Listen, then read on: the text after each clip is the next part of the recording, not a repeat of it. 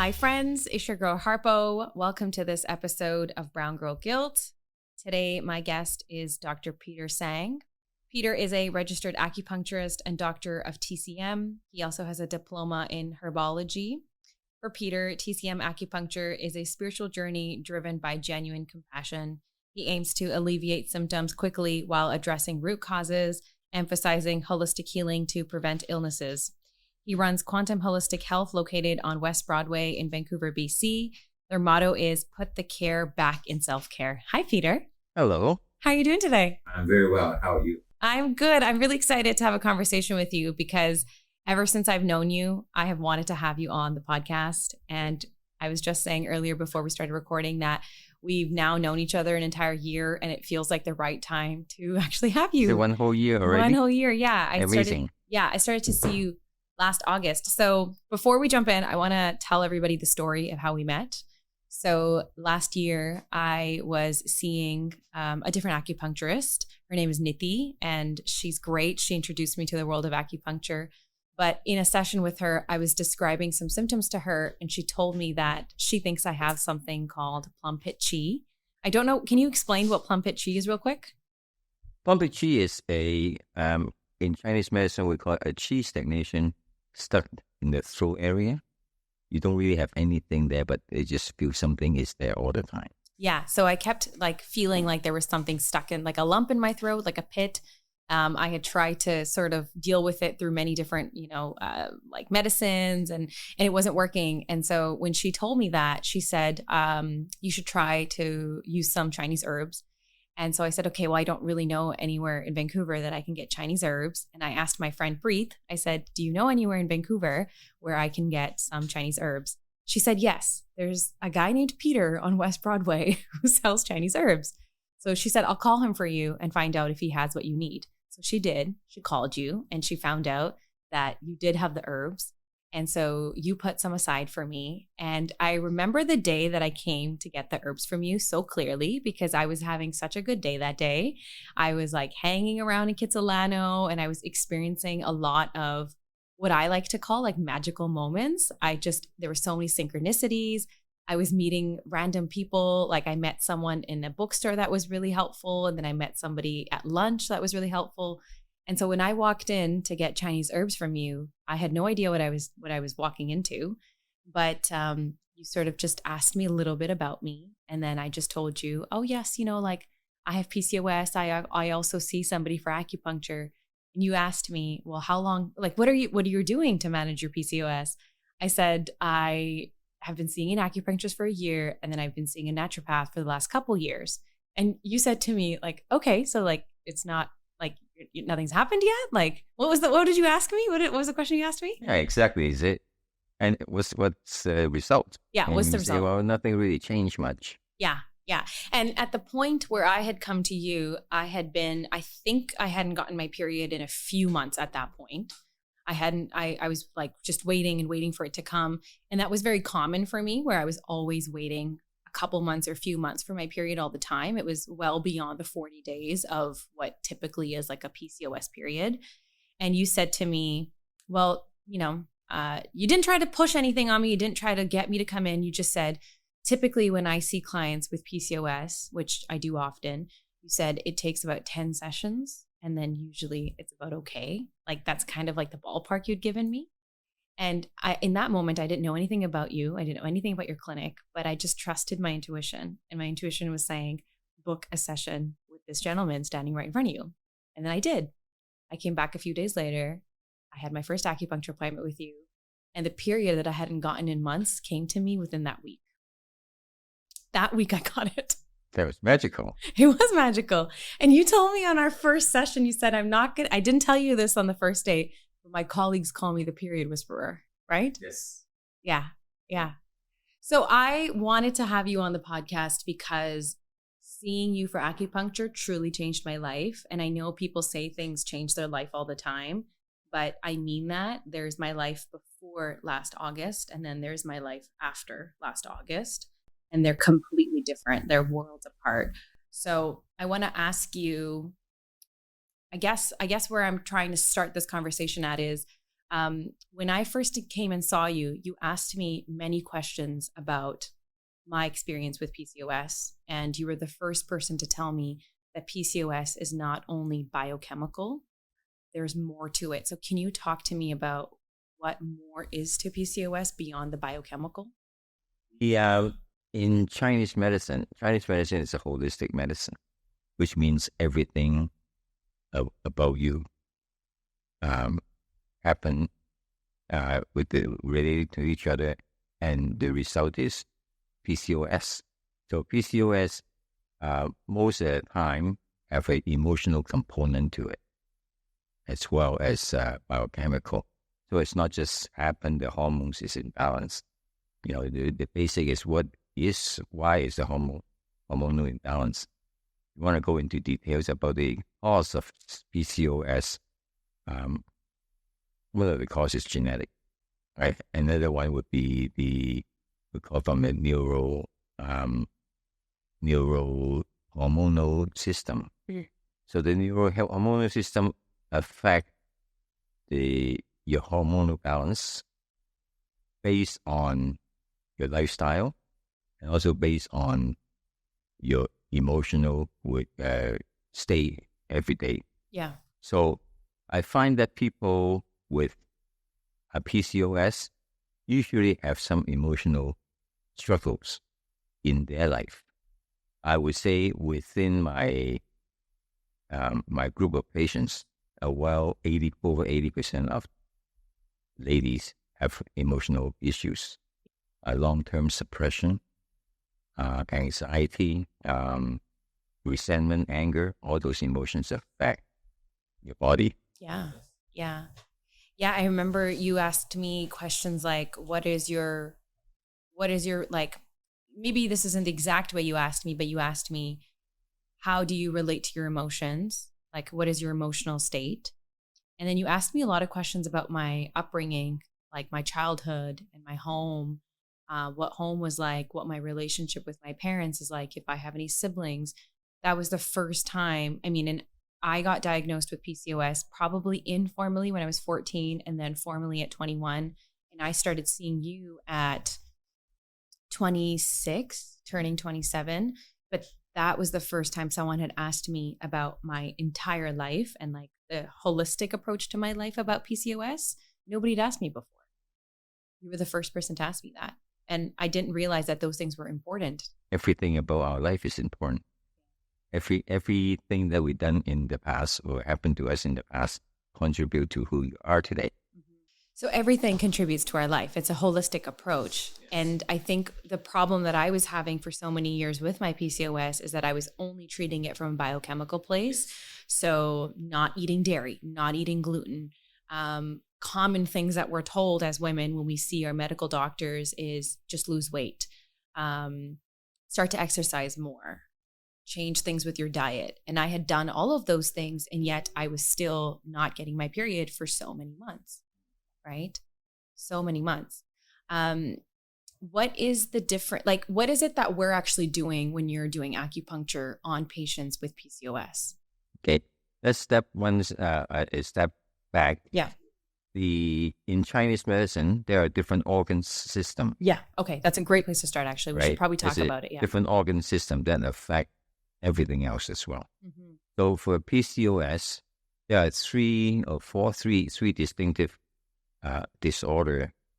One is the kidney system. Mm-hmm. When I say kidney system, it involves the adrenal gland, involve part of the reproductive part. It's not just a kidney. Kidney is different than what we known in Western medicine. So the kidney system is deficient, causing the hormone to be not produced or produce too much or produce too little, also causing balance. And also kidney system also related to the genetic part of the PCOS. Okay. Now, genetic, the latest the latest research showed that there's something called epigenetic. You know what that is? I've heard it, but I don't fully understand it. Epigenetic means that epi is above genetic, meaning that if you live in the proper lifestyle, if you do things okay, that genes do not have to express itself. Right. Yes. So it's just like an on and off switch. If you do the right thing, the switch would be off, and the gene would not be expressing it. So kidney deficiency is part of it. So when a kidney is not performed properly, it allows the genes to express itself, and therefore they get the hormonal imbalance. The second system is the spleen system. The spleen system also involves pancreas and part of the stomach and everything related to the digestion and related to transportation of fluid and nutrients. So when the spleen is deficient, it causes dampness in the body. Dampness is in the body, for example, cholesterol is dampness. The cyst with fluid is dampness. So when the fluid metabolism is not proper, it forms cysts in the body. Right. Okay. So that's also spleen also affected the emotion about worrying things too much. Okay, when you worry things too much, the spleen become weakened. So that causes part of the problem. Any questions so far? Yeah. So when you're talking about the kidney and the adrenal, I've heard the word adrenal in the context of like stress and adrenal fatigue. Are those things connected there? Yes. Adrenal is responsible for producing some of the reproductive hormone as well. Yeah. Yeah. And so if you're constantly stressed out and there's a lot of overwhelm on the adrenal, it won't work as well. Well, since you are on that topic, so the kidney system is very, very important in terms of PCOS, in terms of emotion. Yeah. Now, in Chinese medicine, kidney is related to the emotion fear. Yeah. Right? Yeah. So when you grow up with lots of traumatic events, maybe the parents are too strict or something happened, so cause you a lot of fear in your life and a lot of anxiety, that would affect your kidney system. When the kidney system is weak, it cannot produce the hormone in a balanced manner. Yeah, that sounds good. That sounds fair. Yeah, makes sense. So that contributes to the PCOS. Okay. Yeah. Okay. The third system. The third system is what we call liver qi stagnation. The liver is responsible for the smooth flow of vital energy. We call qi. I'm sure people heard of qi many, many times. Vital energy, vital energy flow is important to make sure everything is going through smoothly. Yeah. So when the hormone and the nutrient do not get delivered to the reproductive organ, so it doesn't function properly. So the liver qi stagnation usually caused by stress, usually caused by long-term suppression of emotion. Now, for example, if you're a young person and you do not get to speak too much about what you need, it becomes suppressed. Yeah. So liver is also related to the emotion of resentment, of anger. If somebody do not have a proper upbringing, they might have resent about the past, resent about their parents. So a chronic resentment will also cause PCOS. Yeah. I'm learning this a lot now in the last year, ever since I started seeing you, that there is actually, it's not even like there's a connection, but there is no way to separate your emotions from your physical body. Like we often think like what's happening to my body is so separate from my life experiences, or if my stomach's hurting or if my leg's hurting.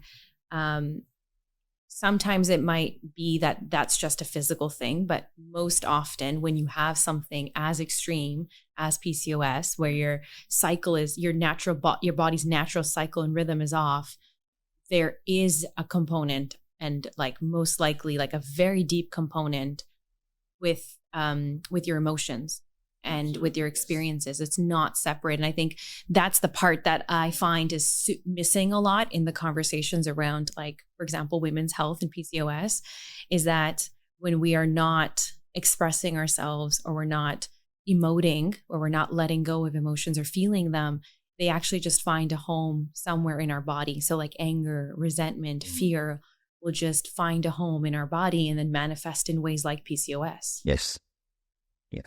Right? Yeah. So for many, many other disorders, when I treat somebody and they do not get well, I always look into the emotion part, right? And I would say close to 100% of the time, they have some emotional issues or chronic emotional suppression. Yeah. Right? So when I start treating the emotion, things get better. Yeah. And it's so many times because in your office, the walls are pretty thin. So sometimes if you've sort of plugged me with needles and you've left, I can hear sometimes in the next room, somebody's crying with you, And but I think what's interesting is like, I mean, I'm in talk therapy. I have a therapist, I have coaches, but sometimes a lot of people don't have the resources to just express themselves. And so when they think they're walking into an acupuncture appointment, but then someone like you is like, how are you feeling today?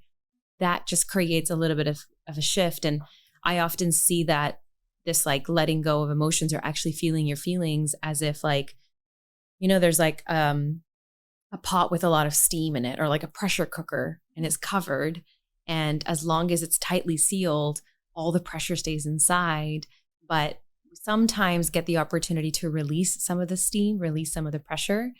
And in that release, it creates less pressure in the actual dish itself, or in the pot, And that's what I feel like when there's too much pressure in the body, it manifests in ways like PCOS and anxiety and depression, because it has nowhere else to go. That's well said. Yes. Right? It has nowhere else to go. So acupuncture, I have many, many people that did not necessarily tell me about the emotional problems. But quite a few of those, when after I needle them and I walk away, and 10 minutes later I go back, they would start crying. I said, why are you crying? And she said, I don't know. I don't know. Yeah. So acupuncture have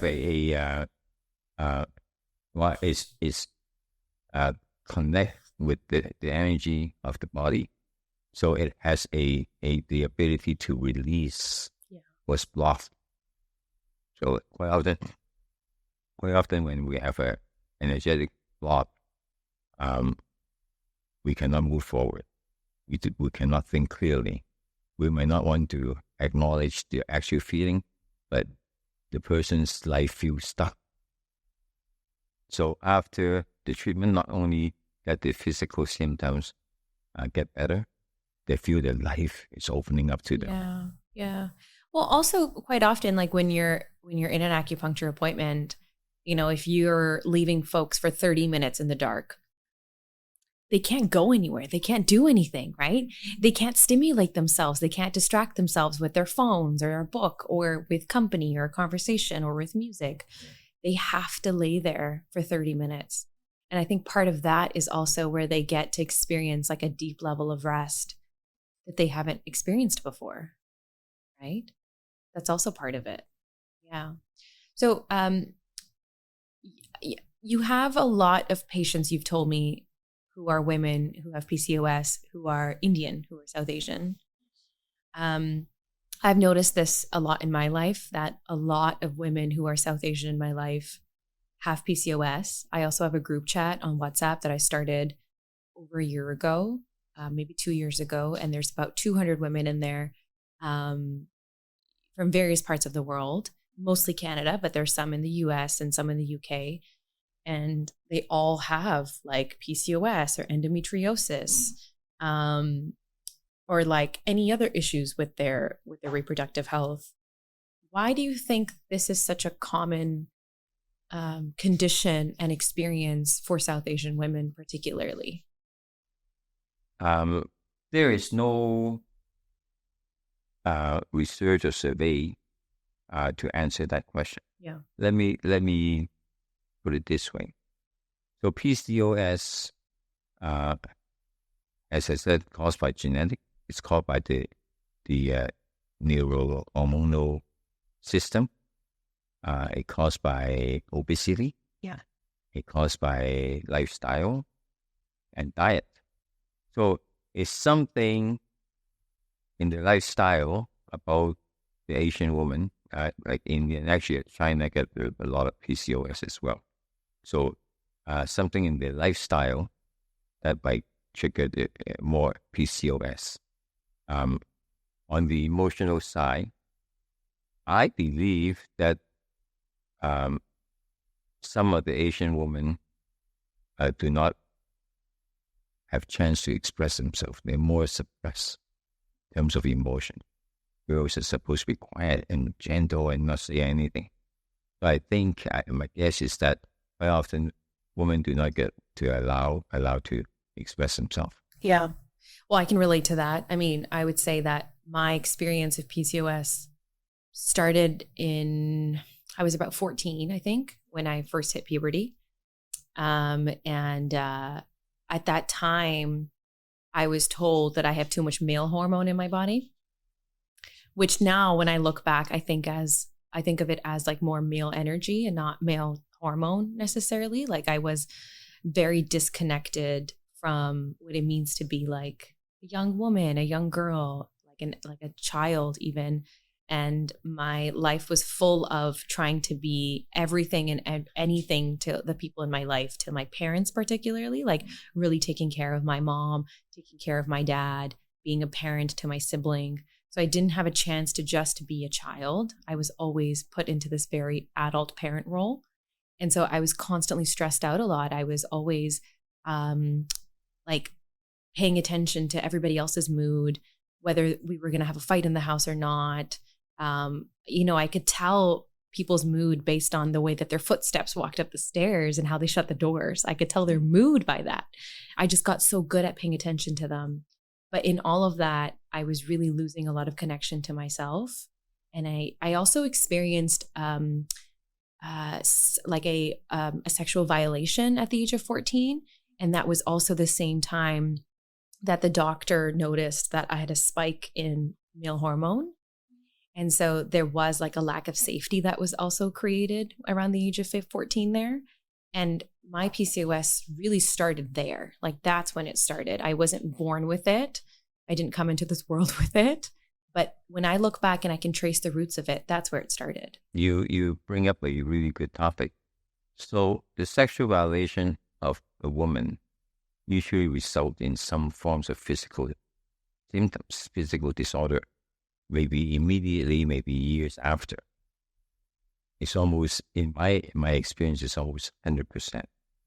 Now, one of the questions I always ask when people come in with PCOS and do not have straight answer, I cannot see a straight answer, I always ask, so, have you been abused? Physical, emotional, or sexual? And so far, with all the patients that ask that question, 100% of the time they say yes. So that's why I believe in treating the emotional part so much, because that's a necessary part to heal. Yeah. Because also what happens is when you're in this heightened state of fear, which you're saying is kidney has fear? Kidney, right? yeah, kidney, exactly. That's fear, the right? point. Kidney is related to the emotional Fear. Yeah. So when you're in this heightened state of fear, your body's number one job is to take care of you and make sure you're alive, and that you're not in this place of fear. So my understanding, and please correct me if this is wrong, is when you're in this heightened state of fear and your body has to work hard to keep you alive, you're in survival, it's not caring about all the other things and all the functions in your body, right? It needs to make sure that you're safe and you're alive. So it'll turn off other things. Like maybe it doesn't need to give you a period every month because it has other things to worry about. That's a good point. Yeah. Well, almost more significantly is when you are under fear all the time, your body produces excessive stress hormone. which affect your reproductive hormone as well, right? So that's the physiological connection. That's how you can explain the emotional part. So when I started to see my PCOS in that way, like it's a condition from me being the eldest daughter, being the only daughter, being like a brown girl in this home, and having to constantly like translate who I am and then translate life for my parents as well, where, you know, I had to speak English for my mom or write checks for my mom and be an adult at a very young age, and also like be their like marriage counselor, be their individual therapist. That is what created my PCOS, not the fact that that there was something super genetically wrong with me. Right. Right. And that was something that I learned from you, is like that the relationship with your parents and the way that you relate to your caregivers is very important in all of this. So can we talk now a little bit about what the acupuncture is actually doing? How is the acupuncture that you're doing treating PCOS? So the acupuncture that I did for you, Yeah. If you remember, I always tell you it's this triple treatment. Yeah. There's a 3 area that I treat. Yeah. I used to be a pincushion. So don't say that. It's true though. I felt like a pincushion. So there's 3 parts that I treat, and most of the time, if you treat the patient, only one of the 3 is good enough. They're usually around 6 to 10 needles. But I'm a little bit aggressive, when you say, a little bit OCD maybe. Yeah, I like to make sure the treatment is strong enough to move forward faster. So that's my nature. So that's why most of my patients get well quicker than other people, right? So the 3 systems. One is a needle locally, meaning just right around the abdomen area, that help to stimulate the ovary, the uterus, promote blood flow, promote nutrients supply to the area, and also to correct any hormonal imbalance that's affecting PCOS. And then the other system is, I learned it from a system called Macedon. Macedon have a couple gynecologic points that are very, very effective. Yes. So without those, I think the progress would not be so huge. So, and the third system is I correct I try to anyway to promote the chi flow, make sure the chi flow is smoothly. I help the kidney and the spleen system so that they all function better. That's how it works, yeah. And for many months, I was seeing you 2 times a week, every week for many months. So I used to drive from Surrey to West Broadway in Vancouver 2 times a week. I was committed, right? Yes. I was very, very committed because I wanted to get better. And I was very lucky. I had benefits, but then like right now I'm out of benefits. It's half of the year and I'm out of benefits, but I've just moved money around in my cash flow to pay for it because it really is really effective. And now I don't nearly have to see you as the same cadence. I don't have to see you 2 times a week, every week. I now see you every 2 weeks. But the reason I do that also is because it's become a part of my routine now, right? Like I find a lot of comfort and joy in it now to come and see that. There are a lot of good side effect acupuncture. You come in for gynecology problem, but it actually benefits the whole body. That's why I say good side effect. So to promote the health of spleen, to promote the health of kidney, and make sure the chi flow is smoothly, benefit every part. Yeah, totally. And yeah, now, I mean, I get my period pretty much every month. There are times in the year when my life is more stressful that I will go a little bit longer. And then I'll come to you and be like, Peter, I feel like I'm relapsing. I haven't gotten my period in like so many weeks now. And you always tell me that stressing out about it is going to push it even further away, right? Can you tell me, and like also for the folks who are listening, what other things about my lifestyle, me as a patient, made my healing better? Because it's not enough to just come and see you for acupuncture 2 times a week, right? There has to be other things that you're doing to help the acupuncture process, right?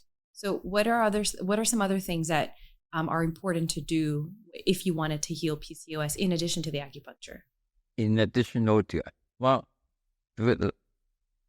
my personal opinion, for any kind of healing, the person has to be mindful about it. The person cannot be totally passive. Come in, let the doctor take care of it. The person has to engage, and the person has to show themselves that the body can heal. So being, setting good intention about committed to the treatment is important. Like for you, for example, you committed by coming twice a week, faithfully, right, for a while.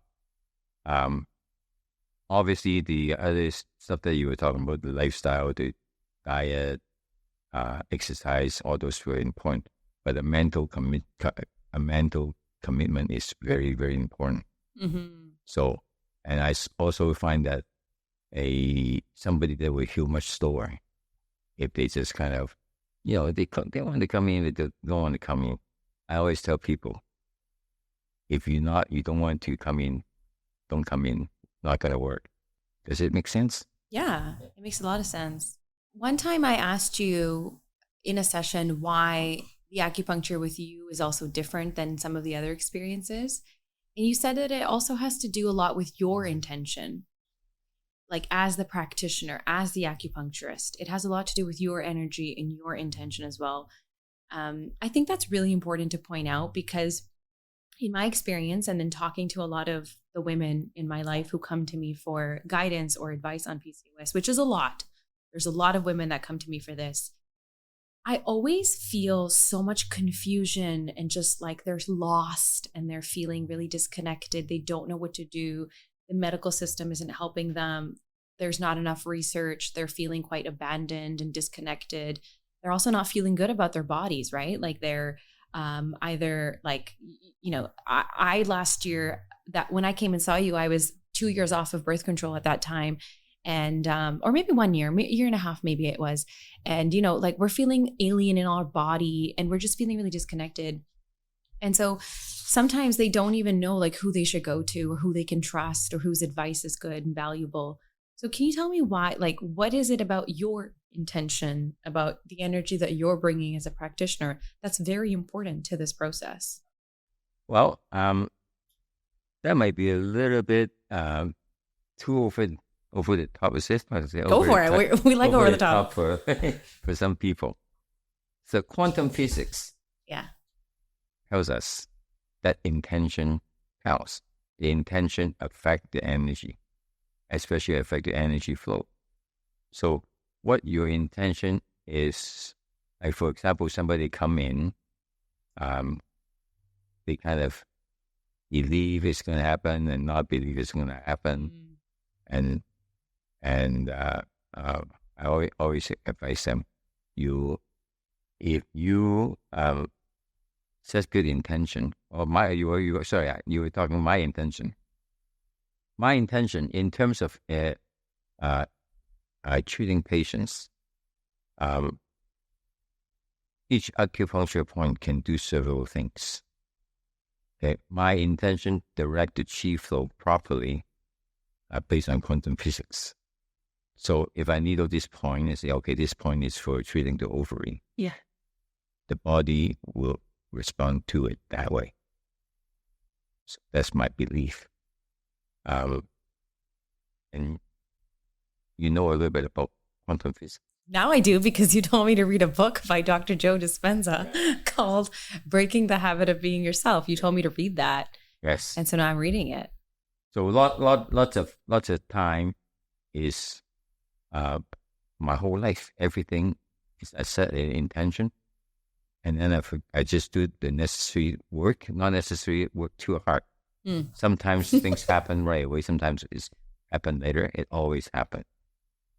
So when I treat patients, I'm very focused. I don't think about anything else.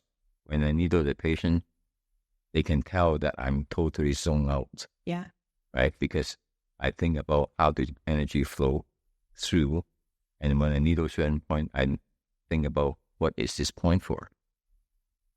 So I think personally, I think that affects the treatment Yeah, quite a bit. totally does. And every time I would see you in the beginning, I was feeling so dejected, right? I was just feeling so disappointed. And I keep trying everything. I keep trying everything. I'm going to try this, fine. The one thing you would always reassure to me is, you're going to get better. You're going to be fine. You're going to be okay. That, like, you would just say that with so much confidence, and you barely knew me. It always works. Yeah. It's that I treat so many patients. It always works. I always tell people come in and say, do you know how to treat this? Do you know how to treat that? My only answer is yes. The only thing that we cannot treat is just because we don't know how yet. Acupuncture is such a amazing system. It doesn't bring anything to your body. It just stimulates your body. Yes. It's just like a software program. It directs the chi flow, the healing mechanism of your body to heal itself. Yeah. Right? So, and if you haven't screwed up your body that much, then you will have enough resources within your body to heal. And acupuncture will help you to do that.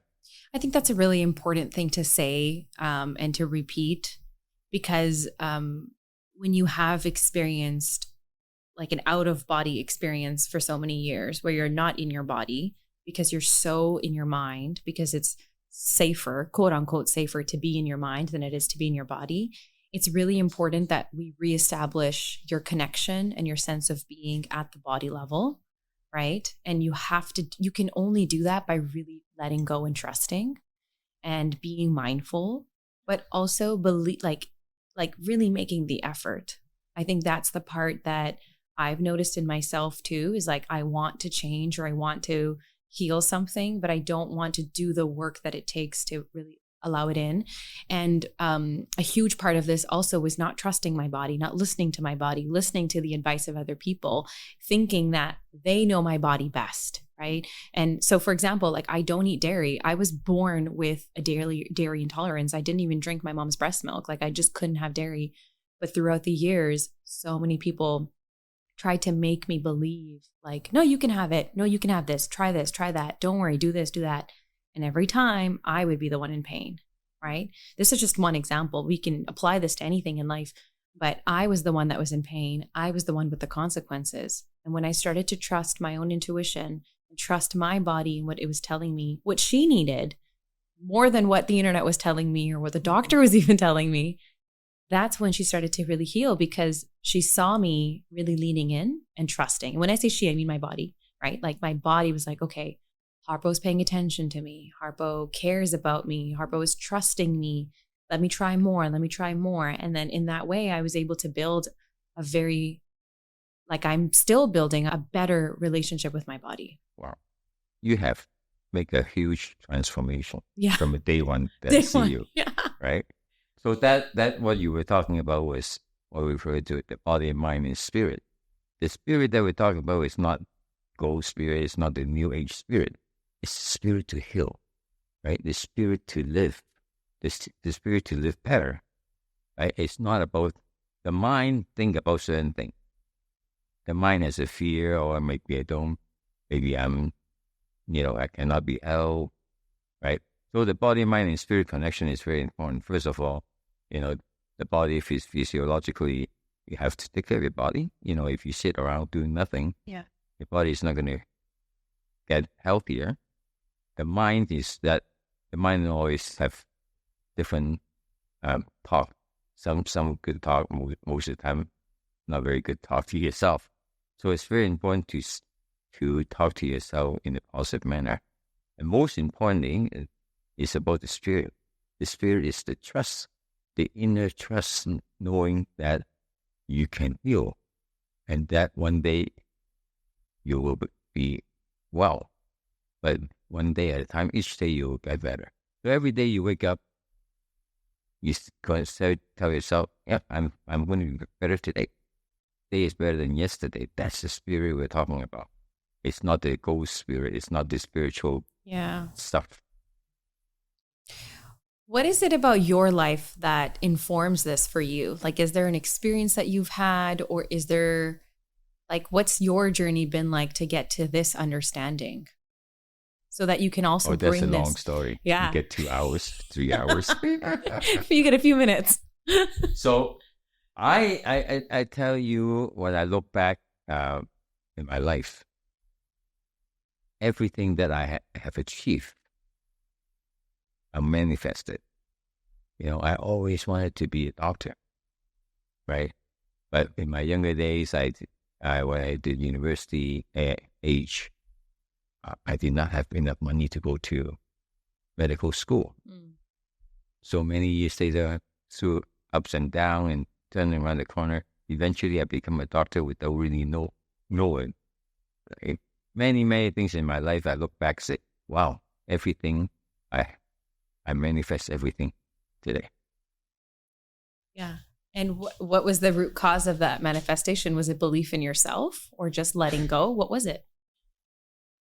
When I was 16, 18, 20, around that age, I read a lot of books. I have questions about what life is all about. And I read some book talking about self-hypnosis. It's about positive, like self-hypnosis was quite a bit more acceptable those days, quite a bit more acceptable than meditation. Meditation, 30, 40, is it 30? Yeah, 30 years, 30, 40 years ago was hocus pocus. Yeah. Yeah.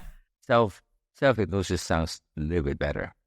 So when I did that, when I put my subconscious mind into believing what I want to be at, so next thing you know is my action follow my subconscious mind. So that's how I think that's what makes a difference.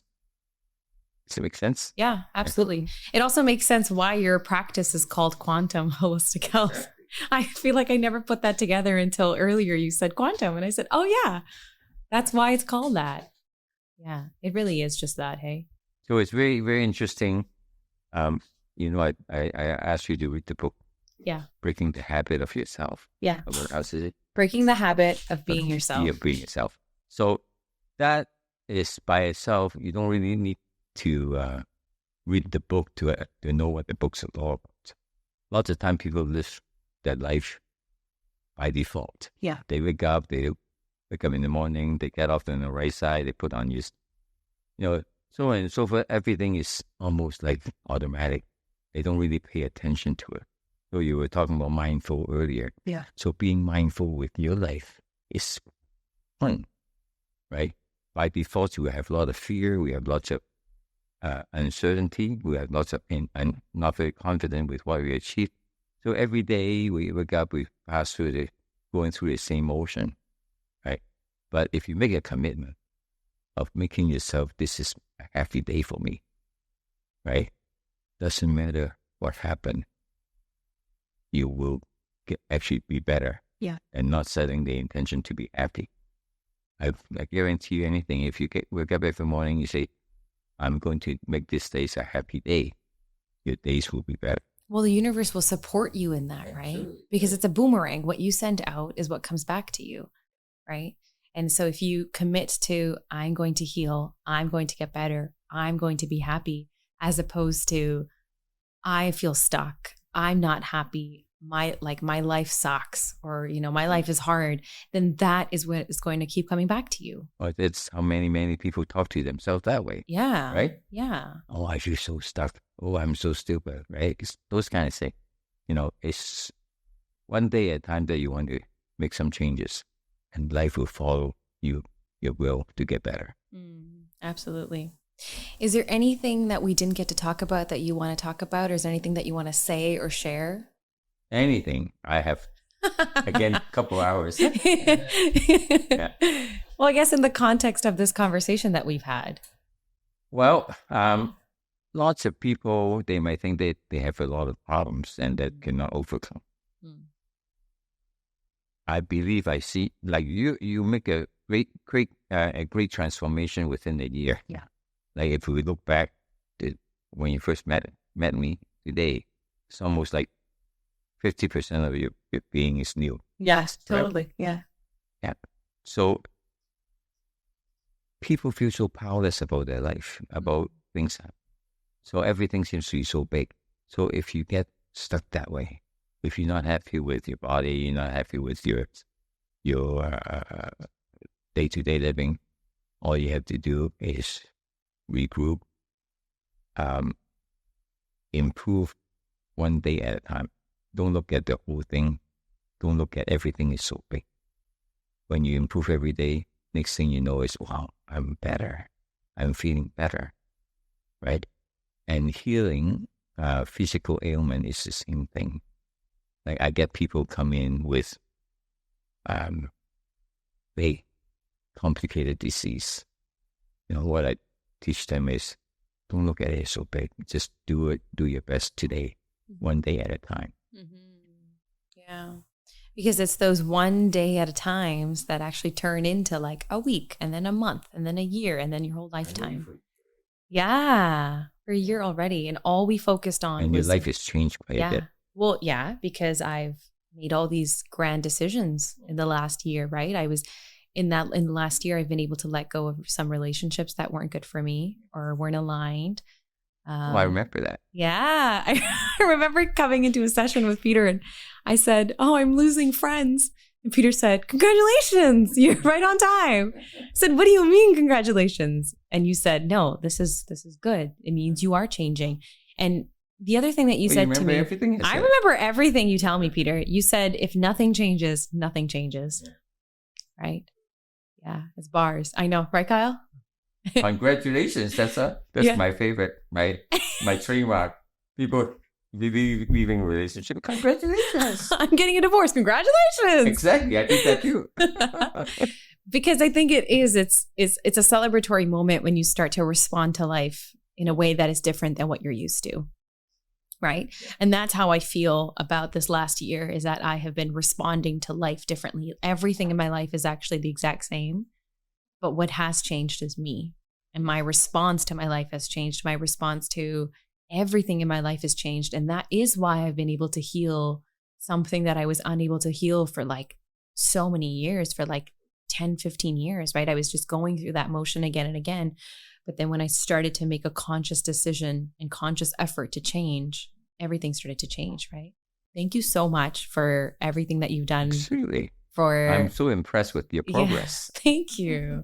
That means a lot to me because I tell you more about my life than anybody else right now. I mean, aside from my therapist, but every time I see you, I feel like I'm able to come engage my own growth. And so I want to say thank you for creating such a safe environment. I think you're the first person, not the only person, but the first person who helped me really understand my body in this way and my life in this way.